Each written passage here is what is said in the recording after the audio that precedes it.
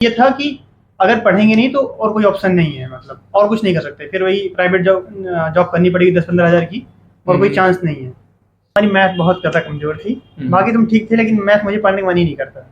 Math मेरी घर पे डांट पड़ती थी, बहुत डांट पड़ती थी। ये था हाई स्कूल में, तो ये हाल था कि हम मैथ के क्वेश्चन याद करके गए थे, रवि भैया ने मुझे याद कराया था ताकि हम किसी तरह पास हो जाए। मेरे घर वाले का टाइम आ जाता है कि आप घर से पैसा मांगने की इच्छा नहीं करती है, आपकी एज हो जाती है, जब 18-20 पहुंच जाते हैं आप, तो फिर मन नहीं करता घर से उतना ज्यादा। मतलब थोड़ा बहुत आप हेल्प ले लीजिए, अलग बात है, लेकिन छोटी छोटी चीजों के लिए घर से मांगने के लिए फिर नहीं अच्छा लगता है। आती इंग्लिश में नहीं थी, लेकिन इंग्लिश में मेरा इंटरेस्ट पहले बहुत पहले से था, क्योंकि जब कोई इंग्लिश बोलता था मुझे बड़ा अच्छा लगता था। मेरा सपना यह था कि इंग्लिश मुझे बोलना है, इंग्लिश सीखना है, तो इंग्लिश में इंटरेस्ट तो था। बाकी साइलेंट पे लगा देते हैं, पढ़ रहा आदमी, क्लास ले रहा है तो क्लास साइलेंट ले रहे हैं। तो हम जब 9 बजे निकले तो मेरे पास लगभग 150 कॉल पड़ी थी। 150 कॉल। हमारा दिमाग एकदम कि 150 कॉल कैसे आ गई। 2-4 कॉल रहती है, वो नॉर्मल सी बात है, लेकिन 150 कॉल आ गई। तो और जिसका देख फिर हम ऑन किए नेट, खटाखट व्हाट्सएप पे जितने मैसेज देख रहे हैं हम, तो हम क्या हुआ, फिर देखा मैंने एक लोग का, फिर हमने क्या किया कि बाहर निकल के स्टेटस देखा रवि भैया का, तो वो ऊपर है, वो पिन किया रहता है उनको, तो उनका मैसेज वो देखा, तो उन्होंने लिखा था कांग्रेचुलेशन ऑल इंडिया रैंक 25। हम चिल्लाए खूब तेज, मेरे दोस्त लोग थे 7-8 लोग, चिल्लाए खूब तेज, रिजल्ट आ गया ऑल इंडिया 25। सब एकदम घेर लिए हमको, क्या हुआ क्या।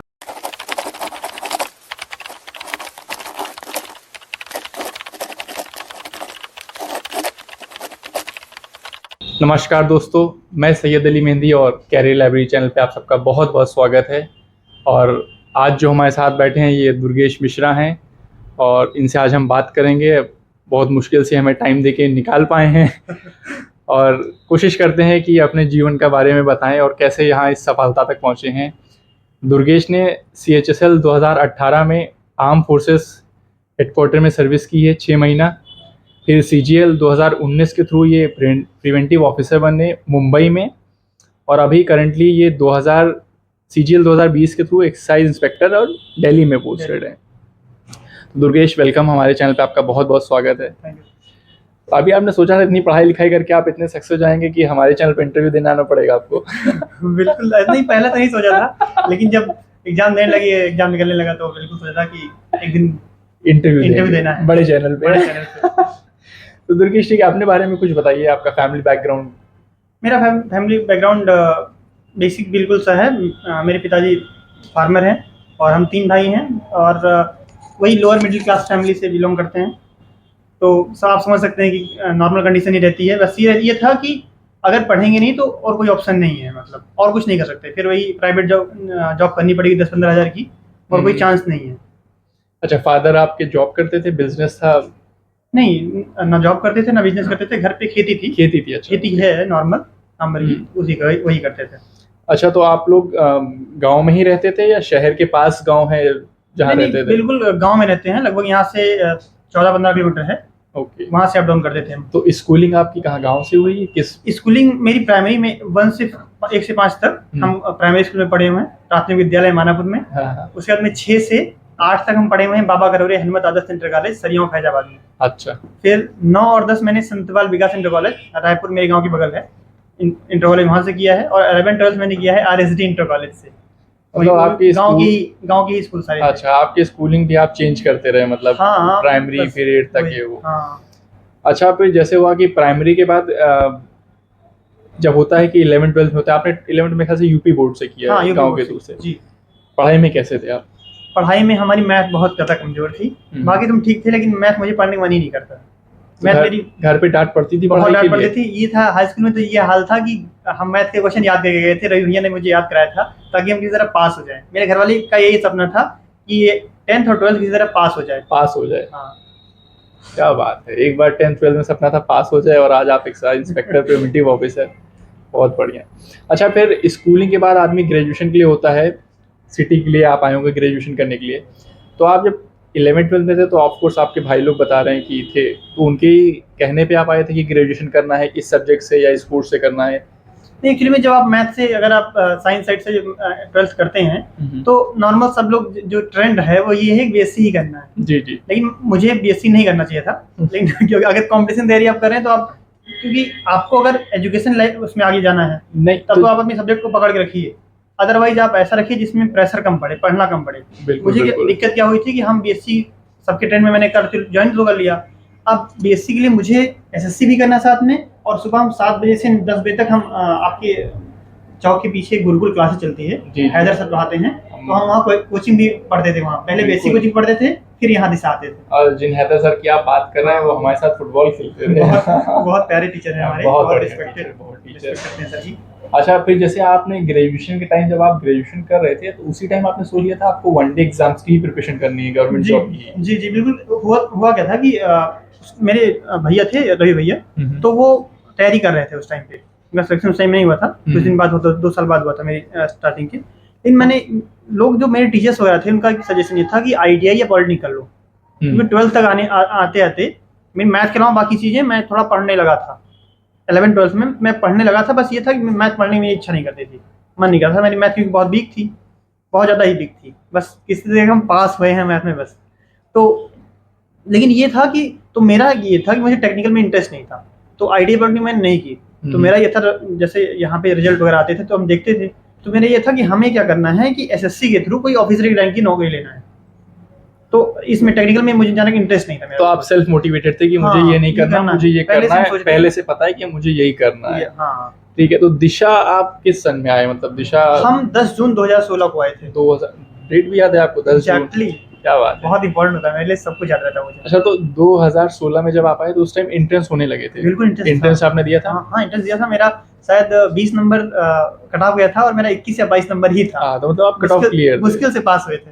अच्छा, उस टाइम नाइट बैच चलता था आपके टाइम में जिस टाइम? हाँ 5:30 8:30 चलता था, लेकिन क्योंकि मुझे ट्यूशन पढ़ाना होता था शाम को, तो इसलिए हम 10:30 से 1:30 वाली बैच लिए थे सर से रिक्वेस्ट करके। अच्छा, ये बात आपने बहुत की, ट्यूशन पढ़ाना होता है, मतलब आप अपना खर्चा खुद निकालते? हमेशा से हम 9th क्लास से ट्यूशन पढ़ा रहे हैं।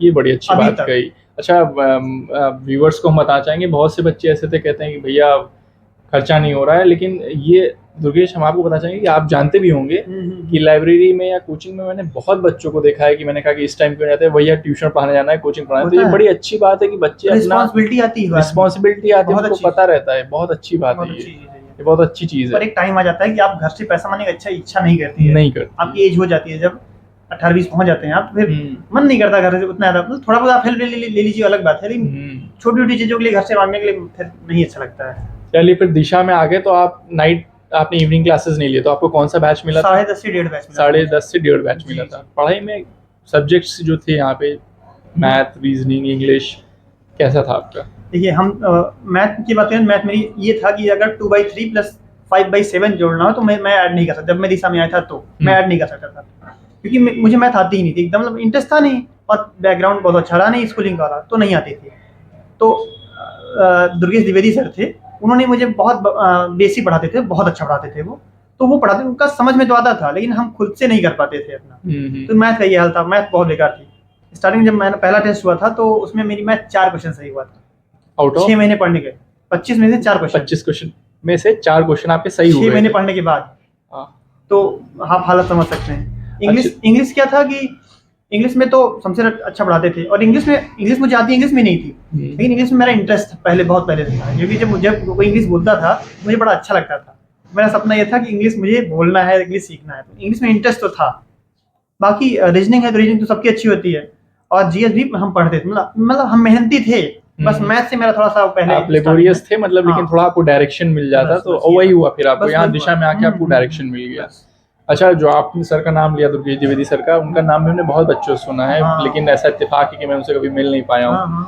बट पुराने बच्चे आप लोग के बैच के सबको जानते होंगे, सब बच्चे। मेरी मैथ का जो बेस बनाया था वो उन्होंने बनाया था, बहुत अच्छे टीचर। आपको एकदम, आप बच्चा कुछ नहीं आता है उसको भी मैथ सिखा देते हैं, इतनी अच्छा बेसिक। यही सब टीचर होते हैं जिनको, अब ये देखिए, अगर आप उनका नाम नहीं लेते क्या फर्क पड़ता, लेकिन आपको याद है तो ऐसे कितने बच्चों को उन्होंने कहाँ तक पहुंचाया, सब बच्चे याद। एक क्वेश्चन वो 5-5 बार बताते थे। आप सोचिए, कोई टीचर झल्ला जाते हैं टीचर बहुत से, लेकिन वो ऐसे थे कि अगर बोले सर ये समझ में नहीं आया तो फिर से भैया, सबको भैया बोलते थे, चाहे जो हो, सब स्टूडेंट्स को, छोटे से लेके बड़े तक सबको भैया।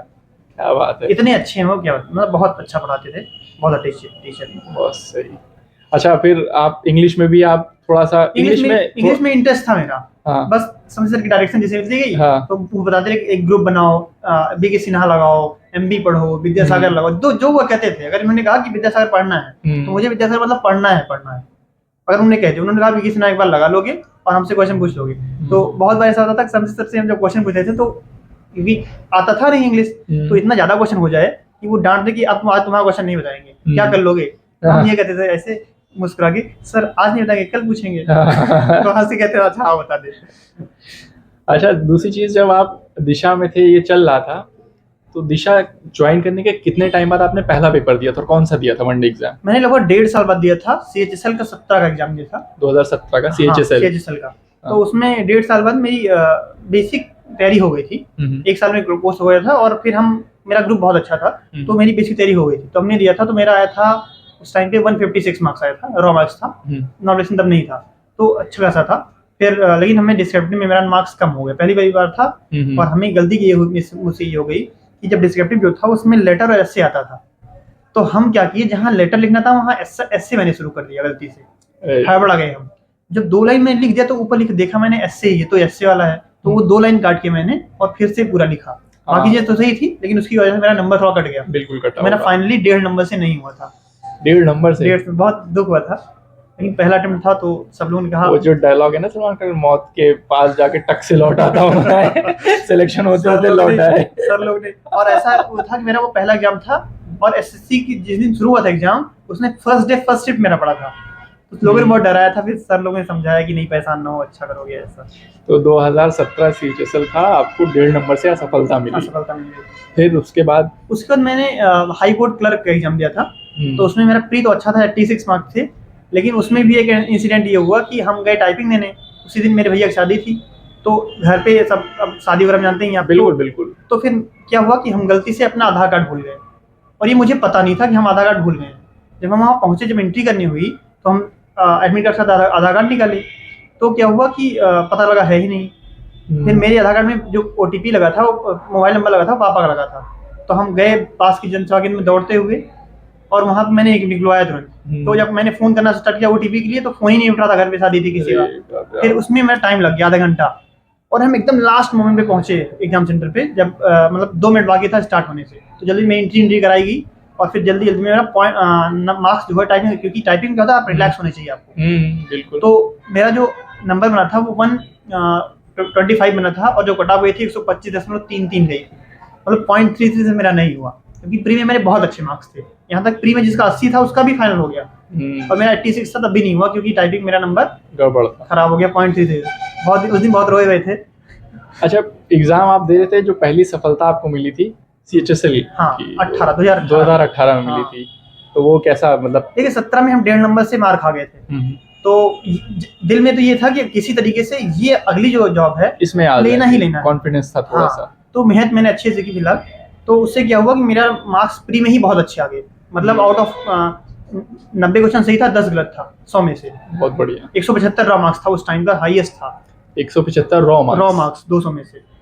बहुत बढ़िया। तो फाइनली 183 नंबर बना, और मेरी ऑल इंडिया रैंक 99 थी उस CHSL 18 में। ऑल इंडिया रैंक 99 थी। हाँ, तो आपके लिए तो ये बहुत ज्यादा है। अभी बात करते हैं और बिल्कुल, लेकिन उस टाइम के लिए मेरे लिए बहुत बड़ी बात थी। अखिल सर पूरा खड़ा करके वो ताली बजवाए क्लास में, तो एक वो जो फीलिंग थी, वो जो फिगर में रैंक खाना बहुत बड़ी बात थी मेरे लिए। बहुत नहीं, किसी के लिए भी बड़ी बात है। ये तो जोक हम कर रहे थे कि क्योंकि अभी हम बात करते हैं CGL की, जिसमें बात करते हैं उस बारे में, अभी व्यूअर्स को अंदाजा है हम किस बारे में बात कर रहे हैं।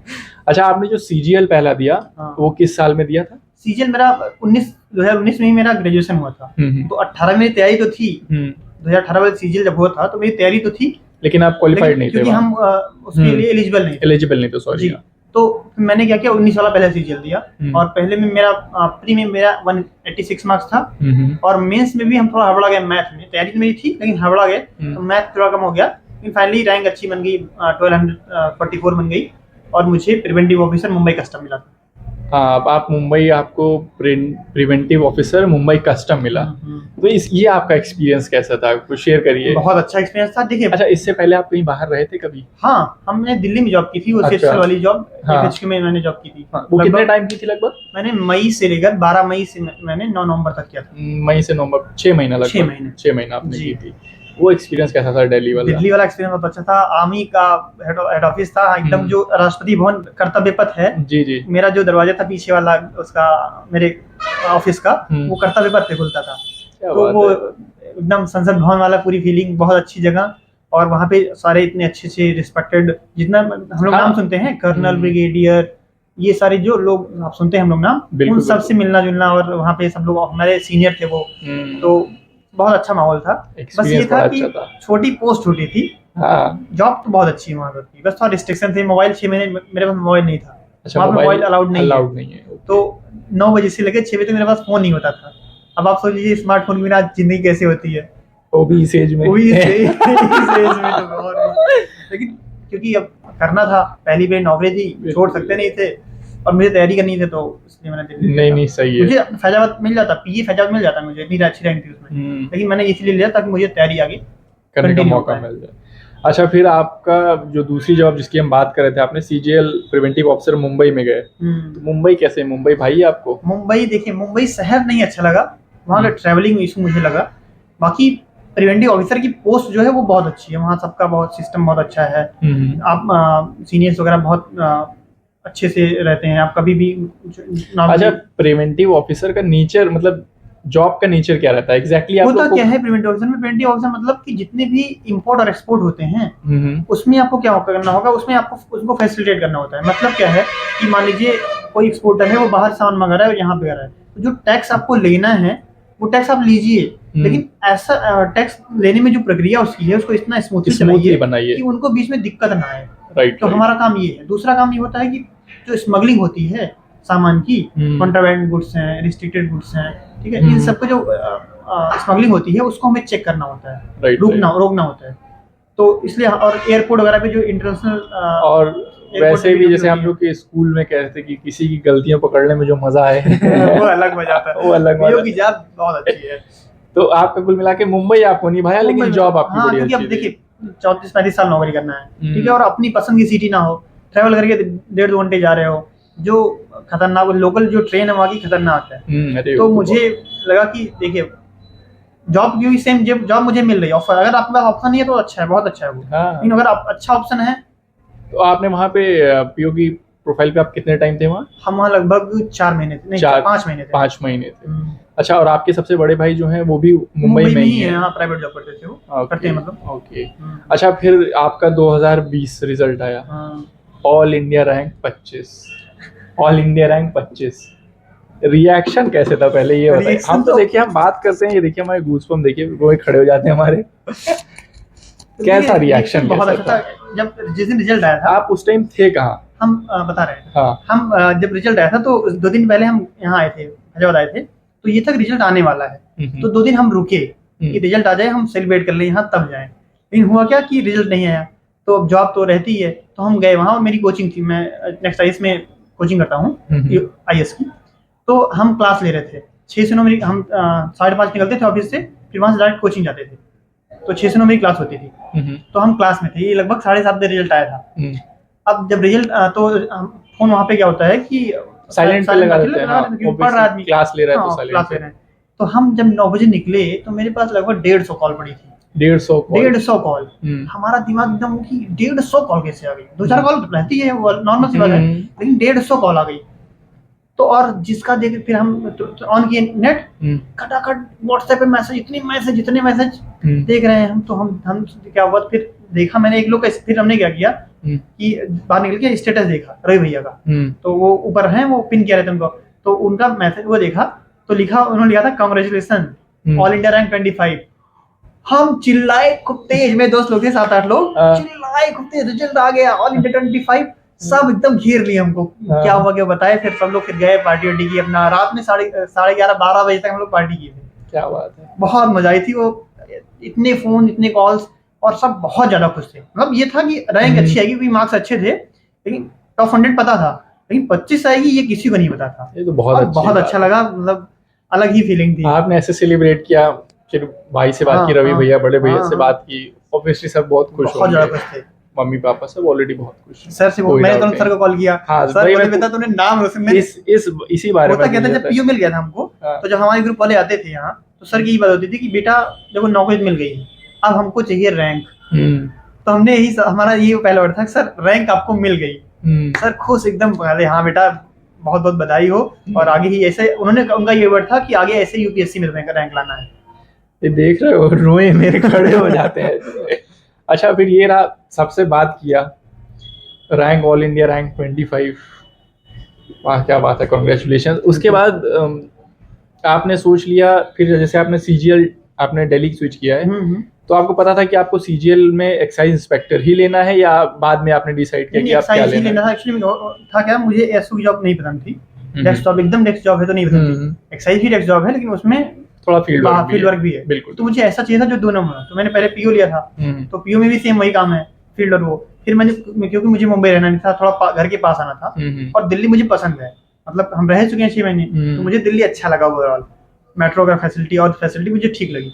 तो मेरा ये था कि दिल्ली में अच्छी पोस्ट मिल जाए। ट्रैवलिंग थोड़ा हैसल फ्री है वहाँ, मुंबई की तरह लोकल जैसे रश होता है वो नहीं। मेट्रो है और हमेशा मेट्रो आती रहती है, तो अच्छा है। और ये था कि मेरी तैयारी कंटिन्यू हो पाएगी, ये भी बहुत बड़ा फैक्टर था मेरा दिल्ली आने का। और दिल्ली एक्साइज का ये सबसे अच्छी बात है, जो रैंकर्स होते हैं वही लेते हैं।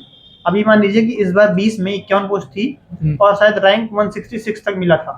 अब जान लीजिए, ऑल इंडिया रैंक 166 मिली। और वहाँ रैंक 10 वाले ने भी लिया था, रैंक 12 वाले ने भी लिया था, रैंक 18 वाले ने लिया था, रैंक 25 ने लिया था, रैंक 30 वाले ऐसे लोगों ने लिया था। आप जान लीजिए, मतलब दिल्ली सब आना चाहिए। हाँ, क्योंकि अच्छी सिटी है और कनेक्टिविटी बहुत अच्छी है, और फिर वो सेंटर है जीएसटी इंस्पेक्टर की दिल्ली में अच्छा है, क्योंकि वहाँ कस्टम भी है। बिल्कुल आपका सिस्टम ठीक। अच्छा, ये सब हो गया, आप सक्सेस हो गए। अब हम बात करते हैं दिशा में आप पढ़े टीचर्स के बारे में। हम टीचर्स का एक नाम लेंगे, आप थोड़ा उनके बारे में बताइए, ठीक है? तो शुरुआत करते हैं हमारे फैमिली के हेड अखिल सर से। हम जब आए थे 10:30 में, तो 10:30 बैच में जब आए थे तो जीएस अखिल सर ही पढ़ाते थे। जीएस में सर उसने पढ़ा रहे थे, मॉडर्न इंडिया पढ़ा रहे थे।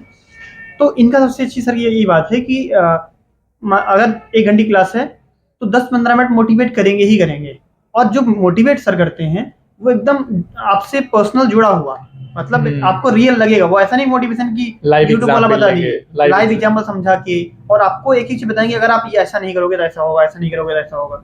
और उन्होंने उस दिन चैलेंज दिया, उन्होंने उस दिन क्लास में हम आए थे तो 3-4 दिन हुआ था, उसने एक दिन चैलेंज दिया सर ने कि अगर तुम 2 काम कर सकते हो। एक काम ये कि जब तक तुम तैयारी में हो, अगर तुम रेगुलर रह जाओगे तो जो तुम्हें पोस्ट चाहिए वो मिल जाएगी। उनका पहला ये था, अगर तुम में औकात है, वही बोलते हैं, अगर तुम में औकात है तो तुम 3-4 साल, जब तक 2 साल 3 साल 1 साल, जब जितना दिन तुम पढ़ते हो उतना दिन तुम रेगुलर रह जाओ टेस्ट और क्लास में। ये चैलेंज अगर कर लोगे तो जो पोस्ट चाहोगे वो मिल जाएगा बिना कुछ किए हुए। दूसरों का चैलेंज ये था कि पोडियम पे अगर आ गए तुम, कुछ किसी को अपनी तरफ से कुछ किसी को बताने, समझाने, पढ़ाने अगर आ गए यहाँ पे, तो ऐसा कोई नहीं जो दिशा में पढ़ाया हो और पढ़ के और सिलेक्ट ना हो, ऐसा रिकॉर्ड रहा है। तो ये दोनों मेरे दिमाग में बैठ गया कि ये चीज मुझे पहले बार रेगुलरिटी मेंटेन करनी है, और अगर मौका मिला तो पढ़ाना भी है। अच्छा, एक बात अब आ गई तो मुझे भी याद आ गई, हम आपको थोड़ा सा शॉर्ट काट रहे हैं। बिल्कुल। कि आप जब आए थे, आप बता रहे हैं मैथ, आप बहुत दूर थे मैथ से, बहुत ज्यादा, फिर आप मैथ पढ़ाने लगे। हाँ। तो ये जो डिस्टेंस था कि एकदम नहीं आती से बच्चों को पढ़ाने लगे पोडियम पे आके, ये मतलब बहुत बहुत इंस्पायरिंग मेरे लिए, मेरे खुद के लिए नहीं, सबके लिए, और खासतौर से यूएस के लिए जो बच्चे डरते हैं कि इंग्लिश उनकी वीक है या मैथ नहीं है। तो एक एग्जाम्पल आपके सामने बैठा, ऑल इंडिया रैंक 25 है मैथ से। इन्होंने खुद बताया कि इनको दूर दूर से नहीं आता था, ट्यूशन पढ़ने जाते थे, क्लास में बेसिक समझते थे बस, और इतनी बढ़िया तैयारी हुई कि 2 से 3 साल में फिर ये पोडियम पे आके पढ़ाने लगे भाई। तो इनसे सीखे, एक जीता जागता उदाहरण है, इंस्पिरेशन है आप सबके लिए। ठीक है, अब आप बताइए शमसी सर। हाँ, शमसी सर तो ऑल टाइम फेवरेट है सबके, हम सबके। पहली बात। दूसरी बात ये थी कि शमसी सर का ये अच्छी बात ये थी कि वो, जैसे उनका सिलेबस 6 महीने का है, तो वो चाहे 10 मिनट पढ़ाएंगे, चाहे 15 मिनट पढ़ाएंगे, चाहे 1 घंटे पढ़ाएंगे, जितना पढ़ाएंगे, उनका सिलेबस एक दिन भी आगे वो पहले खत्म कर देंगे, बाद में नहीं खत्म होगा। ये अच्छी चीज थी उनकी। और नोट्स बहुत अच्छा बनवाते हैं, मतलब जो आना है एग्जाम में वही नोट्स बनेगा उनका। नोट्स छोटा रहेगा उनका, लेकिन आप बार बार को रिवाइज कर लेंगे तो जो एग्जाम में आएगा वो आप कर लोगे। दूसरी बात ये, रोज यही बोलते रहे, एमबी याद हुई नहीं याद हुई, अगर एमबी याद कर लिए हो तो कल्याण हो जाएगा, खप जाओगे। बीएससी ना लगाए और हम लोग मिलने ऐसे पीछे से टुंगार के, बेटा अगर आपकी नंबर नहीं आया तो बताते तुम लोग का। तो शमसी से बहुत अच्छा लगाव हमेशा से रहा है। अच्छा, मतलब वो कहते हैं ना कि जैसे जो वनडे की प्रिपरेशन कर रहे हैं उनको ये पता हो क्या पढ़ना है, उससे ज्यादा इम्पोर्टेंट है कि ये पता हो क्या नहीं पढ़ना है। बहुत इंपॉर्टेंट है ये, क्योंकि मार्केट में इतनी ज्यादा सोर्सेज हैं। एग्जैक्टली। तो टीचर्स, हम जैसे मुझसे बहुत लोग पूछते हैं भैया ऑनलाइन पढ़ें ऑफलाइन पढ़ें, बहुत लोग पूछते हैं, हम एकदम परेशान हो गए इस क्वेश्चन ये से। चीज पे भी हम क्वेश्चन पूछते हैं, आपने अच्छा हाँ। हुआ। तो ये तो हम इसलिए कहते हैं, होता क्या है ऑनलाइन हम किसी को सजेस्ट ही नहीं करते, सबको ये बोलते हैं भैया अगर पॉसिबल हो तो पूरी कोशिश करो कि ऑफलाइन पढ़ लो। उससे क्या होगा ना, आप टीचर्स को डायरेक्ट ये समझ पाओगे, क्योंकि कोई भी टीचर अगर पढ़ा रहा है, चाहे जो टीचर है, तो उसको इतना नॉलेज है कि वो आपको नौकरी दिलवा देगा, पहली बात। बिल्कुल बिल्कुल। और दूसरी चीज ये है कि वो आपको ये समझा देगा भैया ये नहीं पढ़ना है, क्योंकि वो झेल चुका है ना, वो उसके पास 100 200 1000 बच्चों का एक्सपीरियंस है कि उन्होंने गलती की और आपको वो नहीं करनी है। एग्जैक्टली। और फिर अगर आप ऑफलाइन हैं तो टीचर ने आपको पढ़ाया क्लासेस में, आप फिर 1 to 1 जाके टीचर डिस्कस कर सकते हैं, ये बहुत इंपॉर्टेंट है। और साथ में क्या है ना, जब आप ऑफलाइन पढ़ते हैं तो आपका एक स्टडी ग्रुप बन जाता है। एग्जैक्टली। और जो आपको हर छोटी छोटी पॉइंट्स, एग्जाम फॉर्म भरने से लेकर और एग्जाम देकर रिजल्ट लेने तक, ज्वाइनिंग लेटर तक बहुत ज्यादा हेल्पफुल रहता है। तो ये सब चीजें हैं। अच्छा, दूसरी चीज हम दुर्गेश, जैसे आप ये बात कही, एक आपने कही ग्रुप बन जाता है, बहुत मेरे लिए ग्रुप बनना बहुत इंपॉर्टेंट है। ये अच्छा हमारे बताइए, जो बच्चे रहते हैं इंडिविजुअल पढ़ाई करते हैं, ठीक है इंडिविजुअल पढ़ाई भी जरूरी है, लेकिन जो एक ग्रुप बन जाता है, मेरे लिए ये बहुत ब्लेसिंग्स वाली बात थी कि हम जब आए थे तो मेरी तैयारी अच्छी थी नहीं, तो विष्णु से मैंने पढ़ने में अच्छे थे उस टाइम में, जब हम आए थे तो पढ़ने में ठीक थे, तो शायद तो मैंने उनसे कॉन्टेक्ट किया कि हम भी साथ में बैठ के पढ़ेंगे। तो उनसे हुआ, फिर असित ऐड हो गए साथ में, हम लोग देखते थे कि किसकी मैथ अच्छी है, तो असित की मैथ अच्छी थी, तो हम लोग सोचे ये भी साथ में आ जाएं।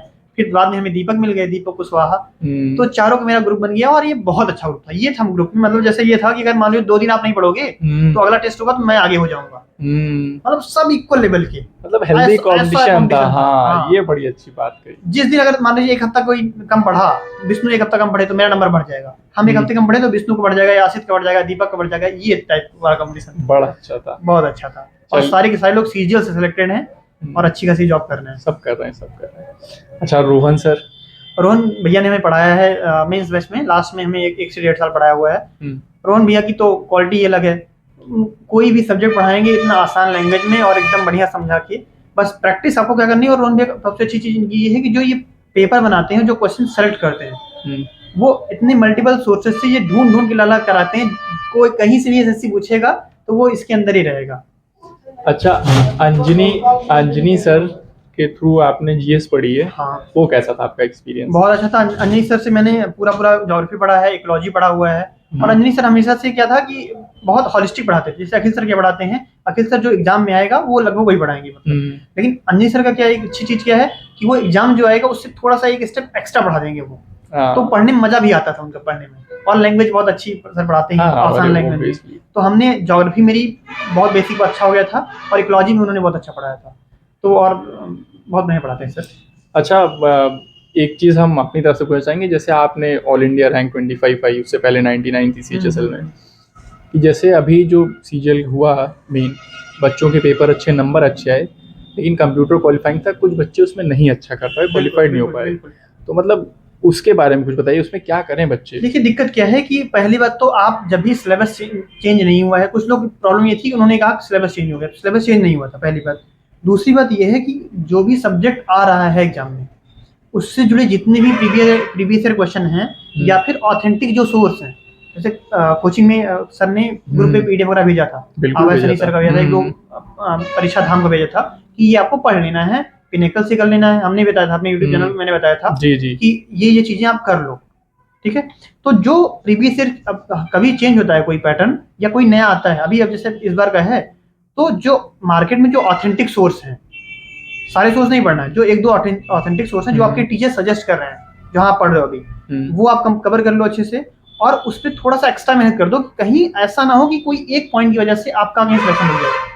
और ऐसा नहीं है कि सब लोगों ने मेहनत नहीं की थी, मेहनत सब लोग नहीं की थी, लेकिन कभी वो ऐसा हो जाता है कि आप किसी एक दिन आपका दिन नहीं सही था, कोई गड़बड़ हो गई।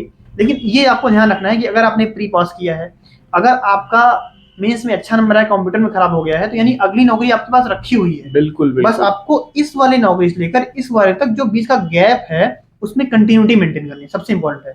मेरा क्या हुआ था, 19 वाला मेरा जो सीजन हुआ था, वो मेरे हिसाब से अच्छा नहीं हुआ था।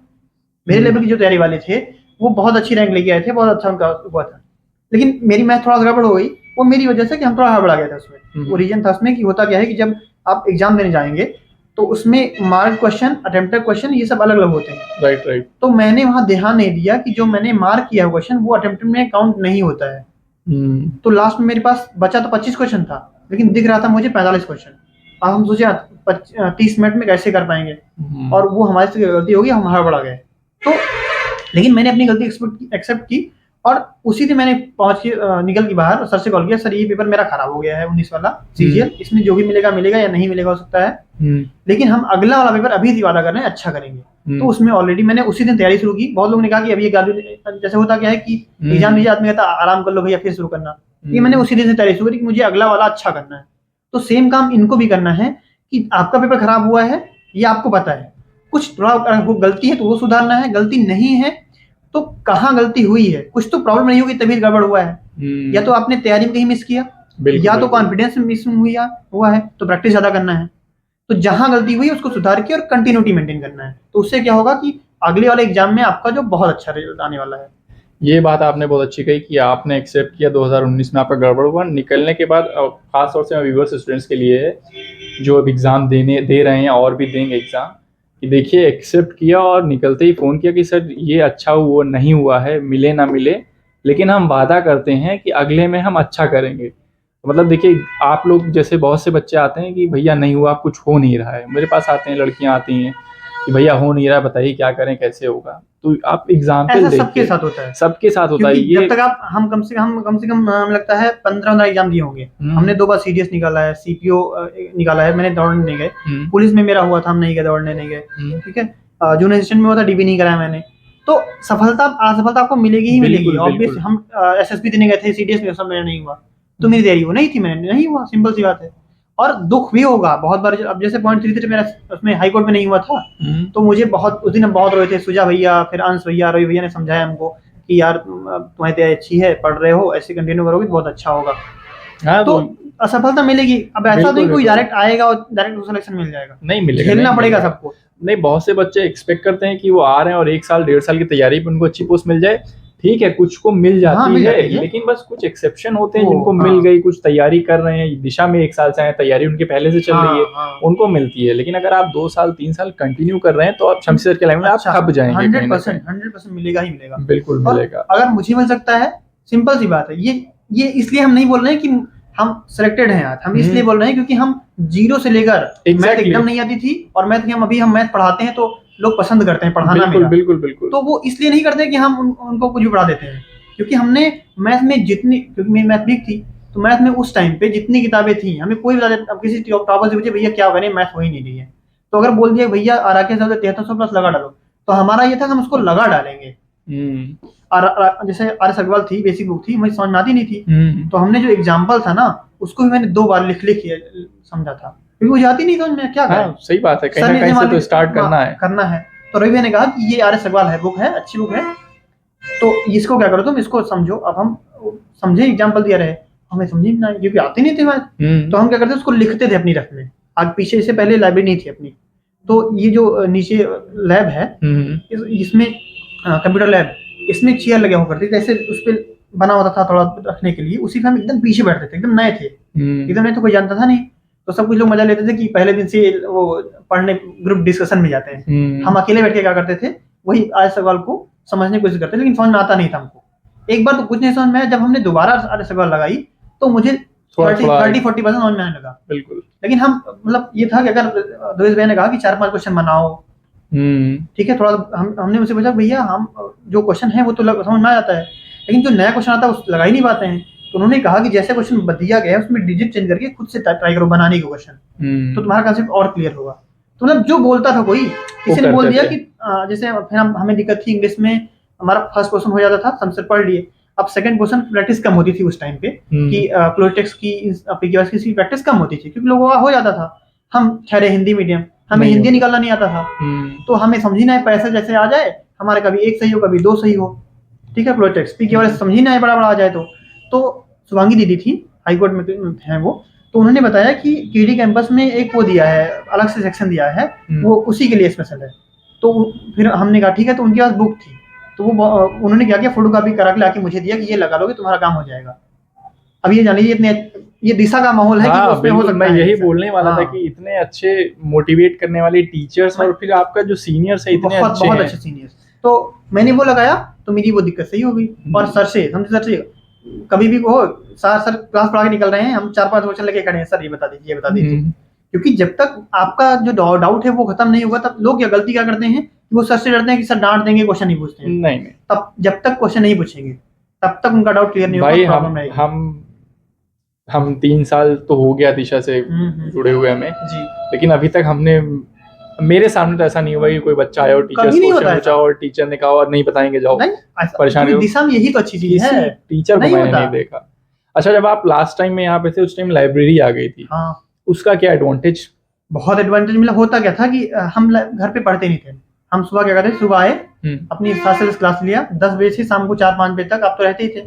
5 बजे तक हम पढ़े और फिर घर पे आके गए, खाना पीना खाया, थोड़ा बहुत अपना रिवाइज किया, सो गए। डेली का ये काम। इससे फायदा क्या मिलता था कि लाइब्रेरी में आप कंटिन्यू पढ़ सकते हो 4-5 घंटे लगातार। घर पे क्या है, कोई आ गया तो डिस्टर्ब हो गया, इतना भी आपको एकांत मिला है।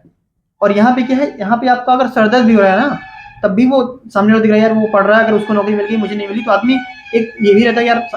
देखिए थोड़ा सा आपको एस्पिरेशन वाला एस्पायर होनी चाहिए कि हमें भैया करना है। वो अंदर से जब तक आग नहीं करना ही लगी पड़ेगा। होगी हाँ, तब तक करना नहीं पड़ेगा। होगा। बिल्कुल, तो ये होता था। तो इसमें क्या होता है, लाइब्रेरी का सबसे अच्छा फायदा ये है कि तुम्हारी कंटिन्यूटी मेंटेन हो जाती है। घर पे आप क्या होगा, एक दिन 8 घंटे पढ़ लोगे, अगले दिन 4 घंटे पढ़ोगे, अगले दिन 0 पढ़ोगे। यहाँ पे क्या है, एक दिन 8 पढ़ोगे, अगले दिन 7 हो सकता है, 6 हो जाएगा, फिर 5 नहीं होगा। ये लाइब्रेरी की बहुत अच्छी चीज है। तो मैं रिकमेंड करता हूँ लाइब्रेरी वाले को भी, अगर आप पॉसिबल है, आप फाइनेंशियल आपको कोई प्रॉब्लम नहीं है, और यहाँ पे फाइनेंशियल की कोई दिक्कत नहीं है, हम लोग तो सपोर्ट करते ही हैं, दिशा वाले जो है आप हैं और भी सर लोग भी हैं। तो ये अगर आप पॉसिबल है तो आप बिल्कुल लाइब्रेरी ज्वाइन कीजिए और उसमें अच्छे से पढ़िए। ऐसा नहीं है कि सिर्फ लाइब्रेरी आना है, वहाँ बैठ के पढ़िए और उसको अच्छा कीजिए। ठीक है दुर्गेश, आपसे बात करके बड़ा मज़ा आ रहा हमें। अच्छा, एक हमारे व्यूअर्स और स्टूडेंट्स जो अभी अपीयर होंगे उनको अगर आप एक मैसेज देना चाहें। बिल्कुल मैसेज देना चाहेंगे हम। होता क्या है कि आपको 2-3 चीज़ें फोकस करनी है। मेरी जो सक्सेस का राज है, जैसे कहते हैं आदमी, आपकी सक्सेस की क्या राज है, तो 0 से लेकर अब तक जो भी हम हैं और आगे जो भी होंगे, अभी हम तैयारी कर रहे हैं यूपीएससी की, तो आगे मुझे अभी बहुत कुछ करना है। तो सबसे इम्पोर्टेंट जो चीज़ है आपके लाइफ में, आपकी कॉम्पिटिशन लाइफ में, वो इम्पोर्टेंट है रेगुलरिटी। मैंने लगभग 4.5 साल से 5 साल तक मैंने दिशा में कोचिंग की और मैं 5 दिन भी एब्सेंट नहीं रहा। ये मेरा रिकॉर्ड रहा है, दिशा का अभी तक रिकॉर्ड है, सर से वही सर बताते हैं क्लास में। तो ये मेरी सफलता का राज यही है। आप लगातार आए, कुछ भी होगा, अगर बारिश भी हो रही है इतनी दूर से तब भी हम आएंगे, धूप हो रही है, कुछ भी हो है, मतलब सर्दी जाड़ा गर्मी बरसात कुछ भी है, तो हमें आना ही आना। क्यों? क्योंकि आपको पता है अगर आप नहीं पढ़ोगे तो आपके पास कोई और ऑप्शन लेफ्ट नहीं है। बिल्कुल। और आपको 0 से लेकर जहां आप जो चाहिए, आप सोचते हो कि हमें कोई नौकरी मिल जाए, जो नौकरी चाहेंगे वो मिलेगा। एमईए आपको मिलेगा, ऑफर होगा। इस बार मैं अगर एमईए नहीं था, एमईए मुझे मिलता, कोई भी पोस्ट नहीं थी जो हमें ना मिलती। लेकिन इसलिए ऐसा नहीं कि हम बहुत टैलेंटेड थे, इसलिए ऐसा कि मेरा कहीं गैप ही नहीं हुआ। अब जैसे टीचर तो कंप्लीट पढ़ाएगा और आप बीच में एक दिन नहीं है, एक हफ्ते नहीं है, एक चैप्टर छूट गया, उसका क्वेश्चन आएगा, छूटेगा आपका। मेरा कोई छूटा ही नहीं। और मैंने लगभग 4 बार इंग्लिश पढ़ा हुआ है पूरा, 3 बार मैंने पूरी मैथ पढ़ी हुई है। तो आदमी 1 बार पढ़ेगा, 2 बार पढ़ेगा, 3 बार पढ़ेगा तो समझ में तो आएगा ही ना आएगा। लोग क्या करते हैं, इनको लगेगा 1 साल मैंने पढ़ लिया, कोर्स कंप्लीट हो गया, अब कोचिंग आने की जरूरत नहीं है, लाइब्रेरी में आके पढ़ें। हाँ, हो जाएगा। ये बहुत बड़ी प्रॉब्लम है, ये बहुत बड़ी प्रॉब्लम है एड्रेस जो किया है, और खास तौर से स्टूडेंट्स के लिए। तो ये बहुत, आपको क्या करना है, आपका जब से आपने एडमिशन कराया है, जब तक आपको जॉइन लेटर नहीं मिल जाता तब तक होता कि क्लास में ऐसा कभी नहीं होगा कि जो पढ़ा रहा है वो आपको सबको आता है।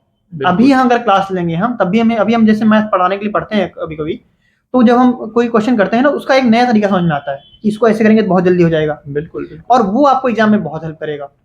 टाइम यहाँ पे तो बैच भी अच्छी है, मेंस बैच भी है, तो आपको अगर बहुत आता है तो मेंस बैच में आ जाओ, वहाँ धुआं हो जाओगे। वहाँ एक से एक धुरंधर बैठे भाई। बिल्कुल। हम भी क्वेश्चन मैथ जैसे क्वेश्चन होता तुरंत करा देते थे। तो मेरा भी 5 सेकंड में आंसर नहीं आता था, मेरा भी 20-25 सेकंड, 30 सेकंड, 1 मिनट लगता था। जबकि वहाँ 20 सेकंड वाले भी आंसर वाले थे।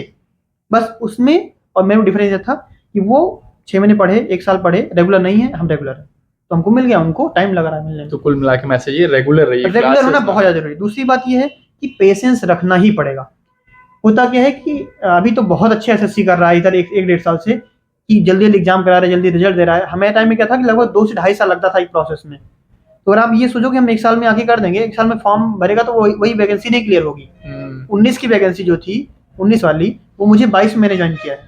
अब आप सोच लीजिए, 3 साल लगा है उसको ज्वाइन करने में, तो अभी बहुत अच्छा है। लेकिन तो इसके लिए आपको पेशेंस रखना पड़ेगा। आप फेल होंगे, बिना फेल हुए नहीं पास होंगे। और आप जितनी, अगर आप 5 से 6 घंटे 7 घंटे पढ़ रहे हैं, 7-8 घंटे भी अगर आप पढ़ रहे हैं, तो इतना एनफ है एसएससी के लिए। बस ध्यान ये रखना है। मेरी एक अच्छी चीज़ ये थी कि हम सारे सब्जेक्ट को लेके चलते थे। फिर लोग क्या करते हैं कि भैया आज मैथ पढ़ रहे हैं, मैथ से पढ़ रहे हैं, ये नहीं करते थे हम। हमने मैथ 2 घंटे पढ़ा तो 2 घंटे इंग्लिश भी पढ़ना है, 1 घंटे रीजनिंग पढ़ना है, 1 घंटे जीएस भी पढ़ना है। सभी को तो साथ इससे क्या था, मेरा प्री में कोई कभी टेंशन नहीं था। मैंने पहला प्री दिया था, उसमें भी मेरा 156 आया, और फिर 156 से कभी ऊपर नहीं हुआ। पहले में 156, फिर मेरा दूसरी बार मैंने 19 का दिया 186, 19 का CHSL दिया 180, 20 का CHSL दिया 188, और 20 का मैंने CGL दिया, तो मेरा आया था 191 प्री में 200 में से। मतलब हर पेपर में आपके नंबर ग्रेजुअली बढ़ते ही गए, कम नहीं। क्यों? क्योंकि मैंने बीच में गैप नहीं रहा, रेगुलर नहीं रहे। और जितने भी नोट्स हैं, कुछ आपको पहली बात तो ऑनलाइन चीज़ों भरोसा कम से कम करना है। दूसरी चीज़, जो आपकी बेसिक बुक है, बेसिक बुक पहले पढ़िए आप, सिलेबस के साथ में बेसिक बुक लगा डालिए। उसके बाद में प्रीवियस ईयर लगाइए, और फिर आपको केवल कुछ प्रैक्टिस करनी है, बस कुछ भी नहीं करना है। और थोड़ा टाइम लगता है, अगर आपको अच्छी चीज़ चाहिए, अच्छी नौकरी चाहिए, तो थोड़ा टाइम लगेगा। बहुत बार ऐसा होता है कि छोटी लोग नौकरी पा जाते हैं, उससे बहुत परेशान रहते हैं, क्लर्क लेवल की, इतना ज़्यादा हेक्टिक वर्क रहता है।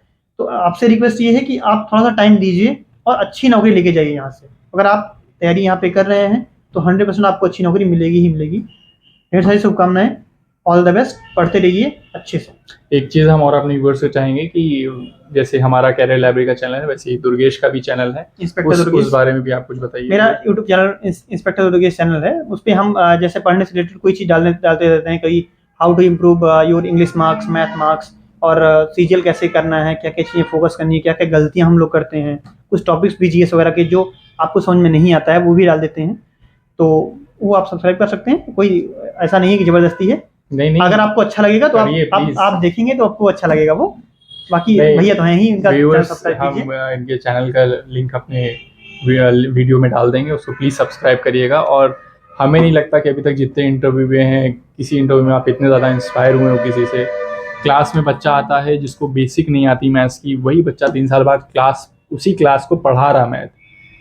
एक बार उसका प्री निकलता है, मेंस में जाता है, 0.33 नंबर से रुक जाता है, फिर ऑल इंडिया रैंक 99 आती है CHSL में, CGL में 2020 में ऑल इंडिया रैंक 25 आती है।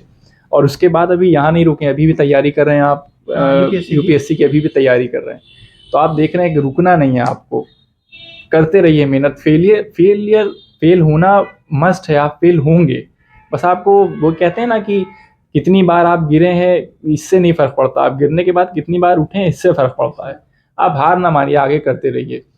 Durgesh, thank you so much हमें टाइम देने के लिए, हमें बड़ा अच्छा लगा आप हमारे साथ आए। ऑल द बेस्ट आपकी UPSC की तैयारी के लिए। व्यूअर्स, उम्मीद है आपको ये वीडियो पसंद आया होगा, आप मोटिवेट हुए होंगे और मन लगा के मेहनत करेंगे। प्लीज़ अगर वीडियो पसंद आया तो चैनल को सब्सक्राइब करिए, वीडियो को लाइक और शेयर करिए। Thank you so much.